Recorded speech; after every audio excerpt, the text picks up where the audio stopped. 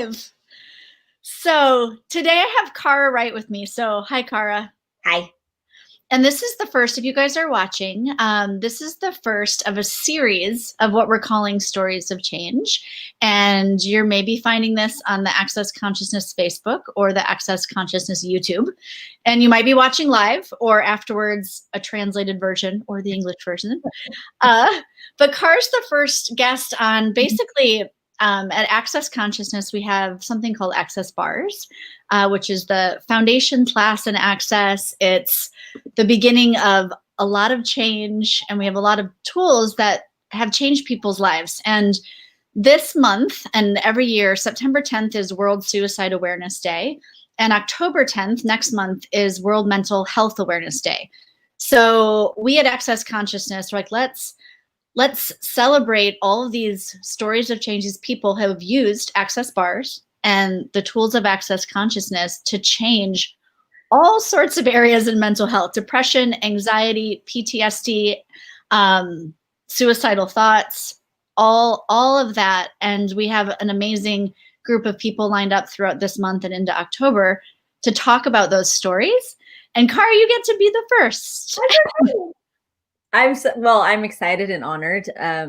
This is one of the things, like I literally have one of those before Access Bars life and after Access Bars life. Like it was such a dramatic change for me. I'm still me, and I don't have all of the things that I was really struggling with prior to finding bars. So let's talk about that.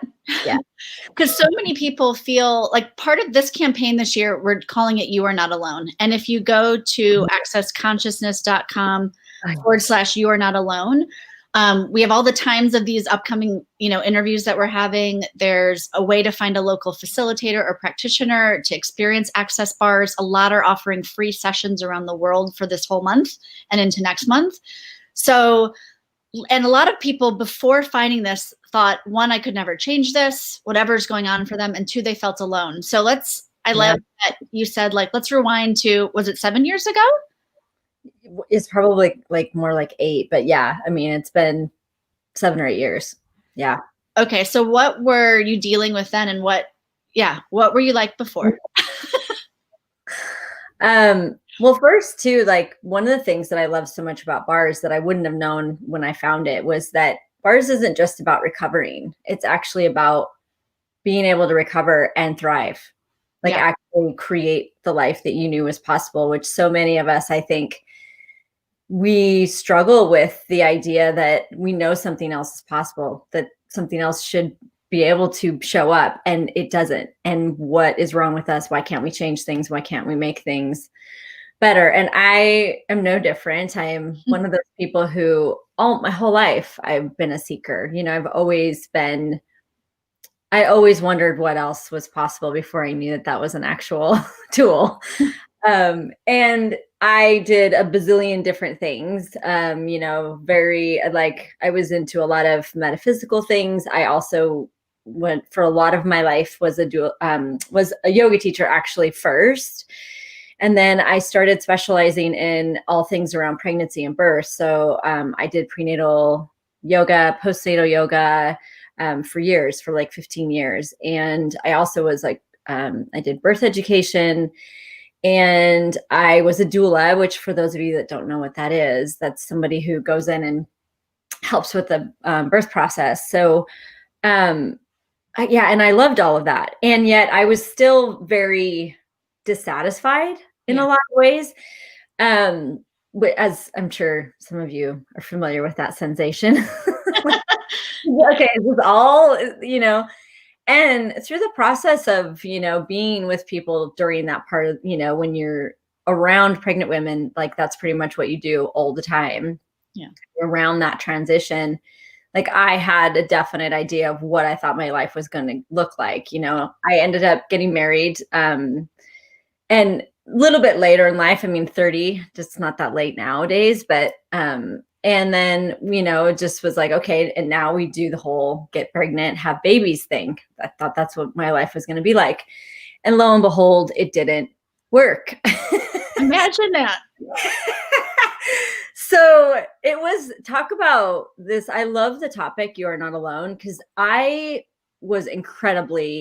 felt incredibly alone, because it wasn't something that I felt like I could share with my clientele, the people that I spent most of the time around, because they were they were pregnant, getting ready to have the babies, coming to prenatal yoga. I was at births all the time. And at home, I was trying to get pregnant and it wasn't working. And it went on for a really long time. And as it went on, I got more disillusioned and more disillusioned, while trying to keep myself positive and going too, because that's one of the things too with like anxiety and depression and a lot of these things that people struggle with mentally. It's the stiff upper lip kind of thing of like, it's all going on under the surface.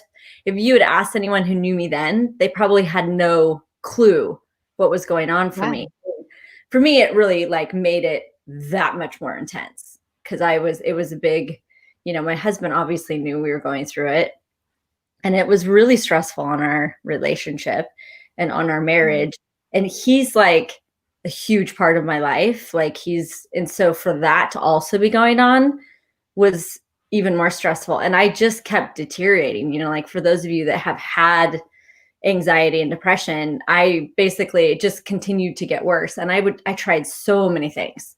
I tried diet, I tried acupuncture, I tried EFT, I tried massage, like pretty much I tried so many things. I was willing to do a lot of things. And I also was willing to do a lot of things to try to get pregnant too. So then you go on the roller coaster of, is this going to work? Is it not going to work? And when you're trying to get pregnant, there's this really weird, like you have a monthly reminder that you suck. Yep. You didn't do it again. Yeah. Yep, totally. And, we had done all the testing, and basically like I was one of those people and now knowing what I know, I have more awareness around what that actually was. But I was one of those people who they really had no good idea of why it wasn't working. Like everything was fine with my husband. They couldn't find anything wrong with me. And yet every month it didn't. So it's like every single month I would go anxiety, and then I would go depression, and then I would have like 4 days where I felt normal, and then it would happen again. So, 6 years down the road, I was pretty bad. Like looking back, I don't think I knew how bad I was when I was in it, but I was pretty bad. And I felt very isolated. I didn't feel like anyone could help me, especially myself. And that was probably one of the most intense feelings, is I didn't know how to get out of it. I just felt like it was a hamster wheel I could not get off of. And that's when bars came into my life. Wow. Because I imagine, like you said, trying all these other things, you almost feel more wrong. Like I'm trying all this and nothing is working. Well, and a little known, I'm sure those of you that have had babies, like the birth community and culture is very verbally, like it's almost still like one of those cultures where the story is still a thing. Like that's, so you hear all these stories of like, well, I did this and it worked and I got pregnant. And I mean, I was desperate, like in some of the shit people do, and then say that's what worked. Who knows if that's what actually occurred. But when I was in that state, like every time I tried something that worked for someone else and it didn't work for me, I was more wrong. And I was, my body was more wrong. And I had so much like shame with my body and like what it wasn't doing. And it created actually a lot of body pain and intensity, because there was so much focus on how broke it was, basically. Yeah.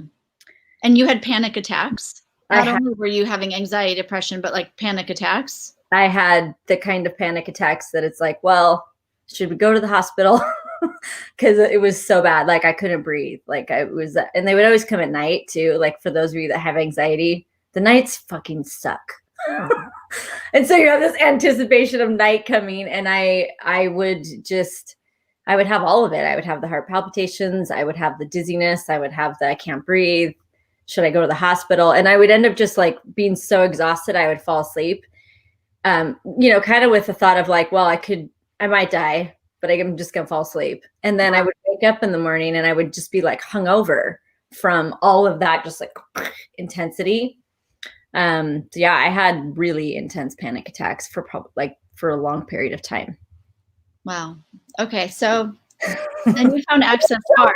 Because it's so, I know you now, and that's it's amazing of these people's stories, because, and if you're someone who's in it right now, you see other people that are happy and you're like, that seems impossible. How could you ever get there? But I've only known you after bars and this change. So that's why it's so like you really, that's why we're having these interviews, is because you really can change this. And there is something, and it's different for everybody. But what was access bars like for you when you first found out about it, got a session? Like, what was that like for you?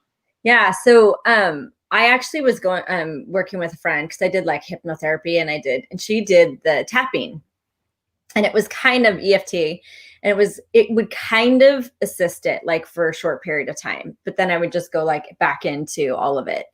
And so she actually sent me a video of Dr. Dane here. It was a very short video. I don't even really remember what it was about. Like, I don't know what he was talking about, but it was probably like less than 5 minutes. Yeah.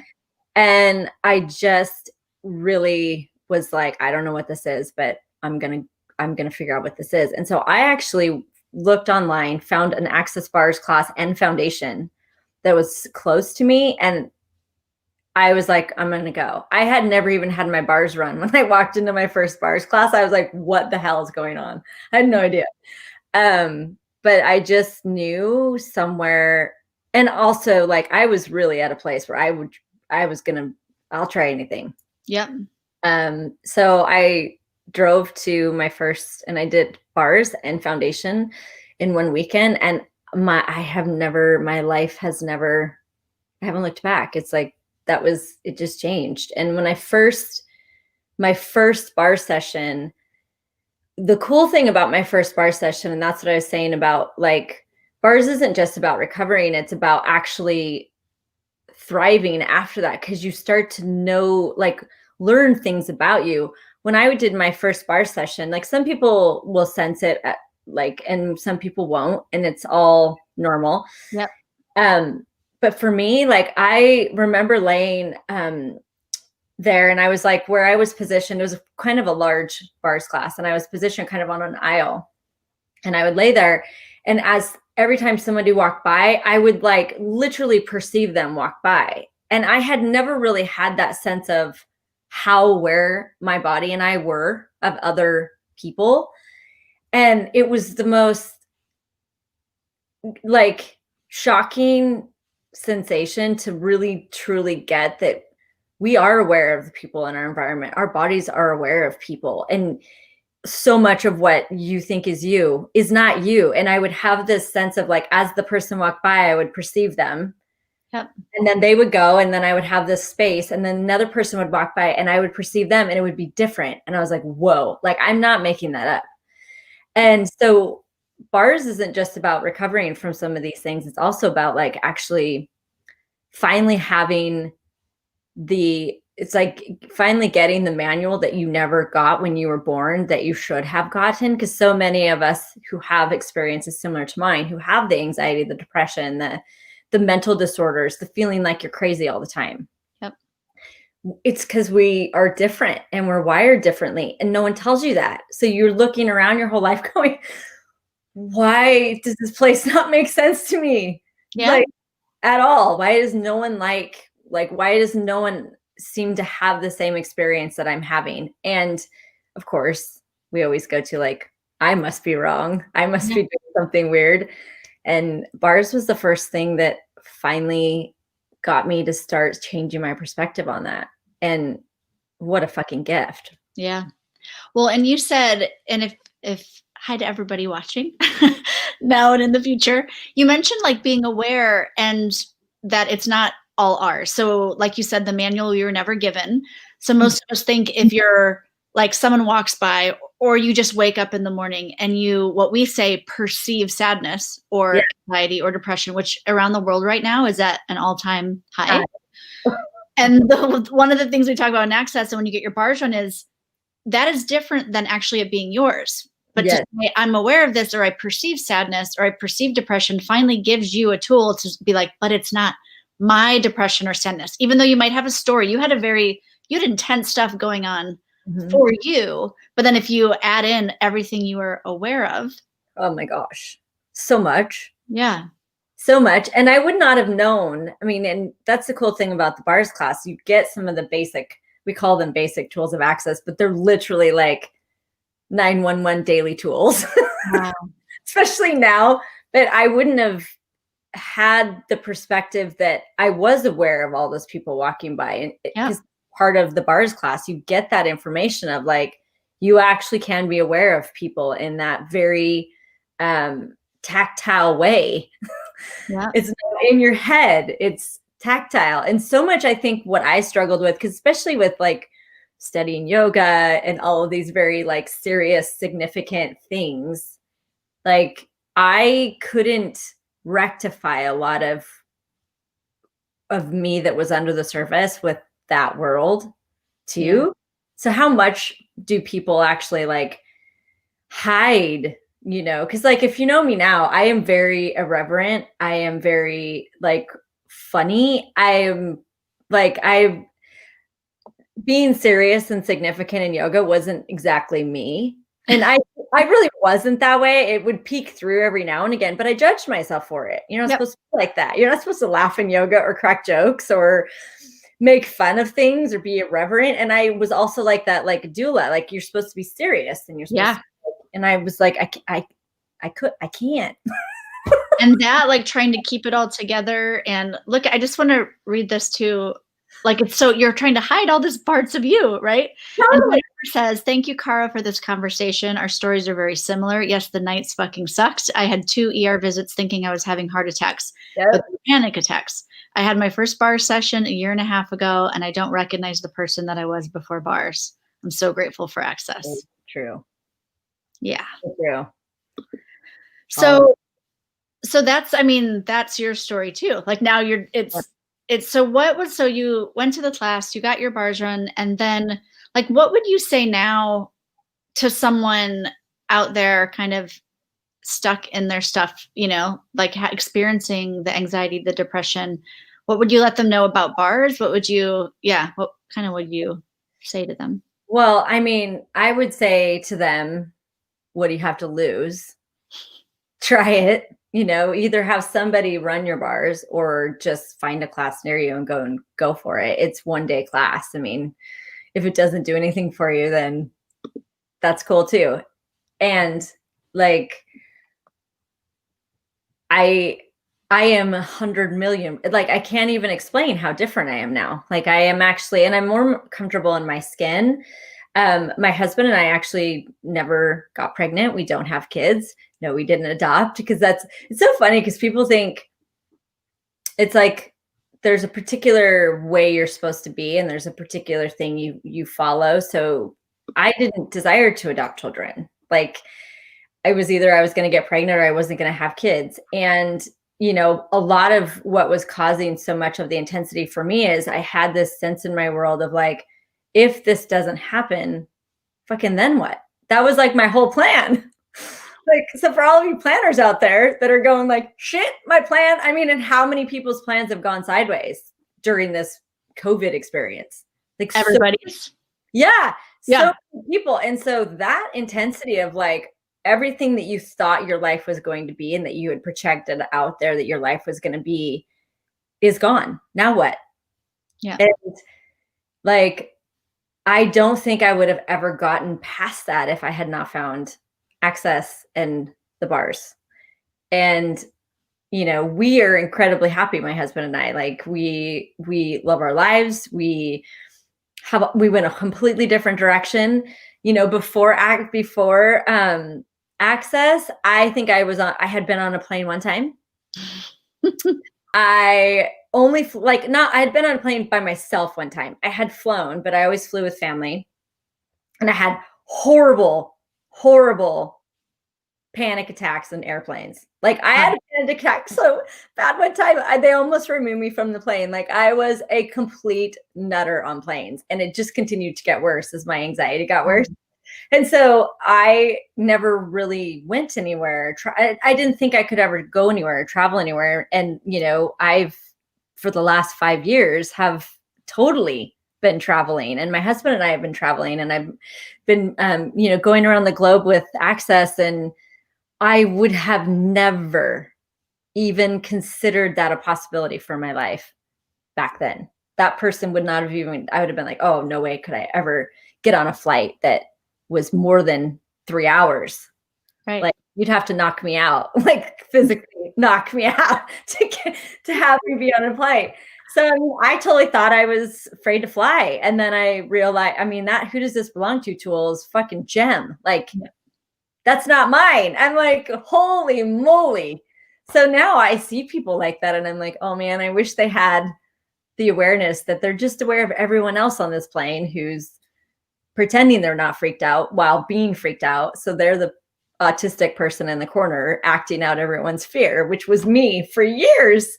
So, not only do I have peace with not having the life that I thought I was supposed to have, yeah. I actually have chosen things that have contributed to my life and that I would have never chosen before. Too, I've been to amazing places, and I can't wait to go to more places once this whole wackadoodle thing is over. You actually want to get on a plane. I do. I'm like, man, I can't get on a plane, which again, like 10 years ago, and like a lot of my family, it's I have a pretty large family, and so does Randy. And I would say if you talked to each one of them, they would tell you that I am a million times different now than I was back then. Like, you do change. So for those of you that think nothing is changeable and that you're kind of stuck where you are, like, again, what do you have to lose? It can be so different. It's someone just putting their fingers on your head, and it can feel so good and so relaxing. My husband and I both, like, we basically, in like every Sunday, we now do bars and Bloody Mary Sundays. I like it. And so we trade bars, and and we just spend that all of Sunday just kind of hanging out and doing that. And I really, as much as I, like anxiety and depression, I have not had it to the degree that I had it prior to Access, but it can still creep up. Like, I still have the sensations of what would have led to full on meltdowns, full on anxiety. And I use bars as a way to, okay, I need my bars run. Like, and sometimes it's more and sometimes it's less. And I really, like, at one point during this COVID experience, I was like, we have to do this more often, because I started to have a lot more anxiety. And then going out and being around people and perceiving what is going on for them. And then coming home, like, I started to notice I was at a higher, like, alert level. For those of you that are anxiety people, like, you know what I'm talking about. You can just perceive your systems like, ready to, like, and it's like I would get my bars run, and it gives you that space back. So I'm just grateful. Nothing I ever tried had that kind of, like, the ability for me to do it at home with my husband, and change things. And continue to. Like, I know you said you tried other things that would work a little bit. And so I know a lot of us that have experienced a bar session, everyone is different. Yeah. And you continue to get more and more change. And they might all look different. You might, like you said, you might not feel anything when the first time you get your bars run, or the 20th time, or you might feel a lot, or you might just notice some of your anxiety releases, or it's so different for everybody. But if you are watching this, or you happen to stumble across it, or someone in your life that it would contribute to, one of our asks is that you guys share it. Like you said, you came across a 5-minute video that a friend shared with Dr. Dane here, one of the co-creators of Access. If you don't know what the bars is, you can go to the website down there and check it out. It also links to the You Are Not Alone initiative, really, that we're doing over the next couple months. where you can find someone to get your bars run. You could find a class. You could, and if you can't get out of your house right now, that's why we're having these these interviews. Is so at least you can tap into something of what's possible, so that when you can see someone in person and have someone put their hands on your head, you can find out what it's all about. But like you said, there's a lot of other tools and things that you can play with at home. Like even if you're not getting your bars run, like bars is great. And what you mentioned a lot was this tool called Who Does It Belong To? Like letting go of what you're aware of. And if you guys go to Dr. Dane Here's website, there's a whole section on free resources. And one of the things there is a free app called Who Does It Belong To? And some videos that explain that tool more and how you ask it. And you can put little reminders on your phone and it will remind you to ask that question, which can help bring your alarm level down of what you're aware of. Yeah.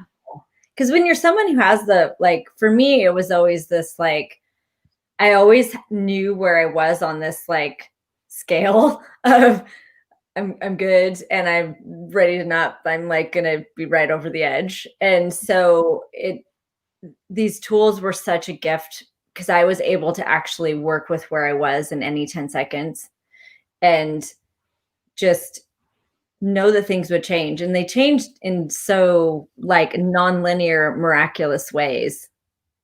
Just sneezing. That, you know, it is really, truly magical. Cool. Thank you for coming on and sharing your story. And I love, and if, you know, if you, like you said, you still have those feelings creep back in, it's okay. You're not wrong. And I love in Australia on September 10th. So there's World Suicide Awareness Day and they have Are You Okay Day. And it's just about reaching out to someone and just asking, hey, are you okay? Like you said, nobody around you probably knew what you were going through. Mm-hmm. And I love that too. Like just, there's something, you don't have to be a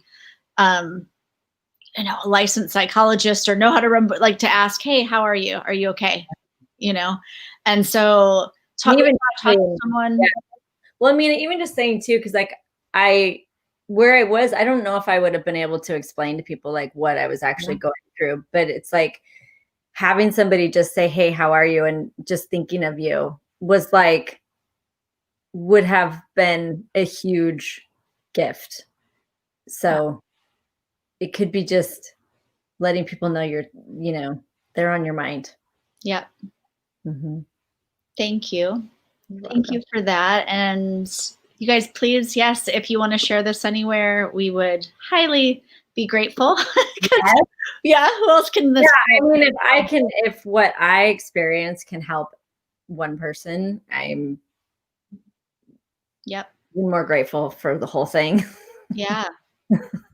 Thank you, Cara, for like being on here, for being so vulnerable, for letting everyone know. Because exactly, we all think that our stories, that we are alone, that no one else is going through it. And these are about letting people know you're not alone. And this goes on for a lot of people and you don't have to hide it or be ashamed of it. And there are tools you can play with to change it. And like you said, why not try it out? So we invite you to try it out. Thank you, everyone. Thank you. Bye, guys. Thank you, Cara.